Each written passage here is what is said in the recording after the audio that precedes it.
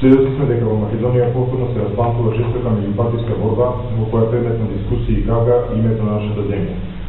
Слушаме ладнокрвни јавни предлози за наше преименување, невере се работи за презирање на конзерва. Дом е против јавни лицитации со името на нашата земја и сметаме дека тие се непристојни. Повикуваме на воздржана со сите политички актери во Македонија, било да се партии или поединци.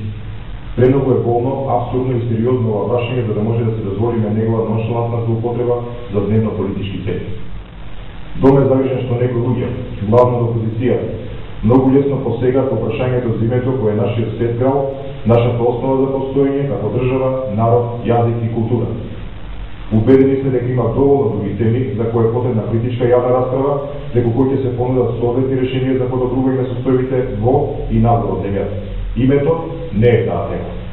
Вакви слични изјави и ситуации во последниве неколку години силно ги наштетија на преговарашката позиција на Македонија, истовремено збунувајќи нашите граѓани и правејќи расцеп во националното тkiво по најважното стратешко прашање на земјата.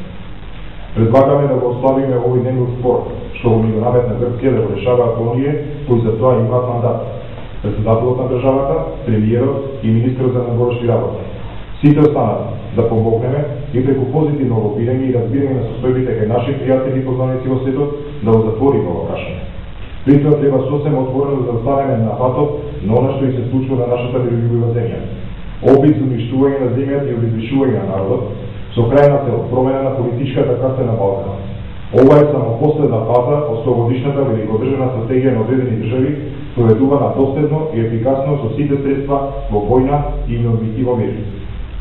Живееме во време на големи тектонски поместувања во политиката и потребно ни е сето знаење, тактичност и она без што не се може.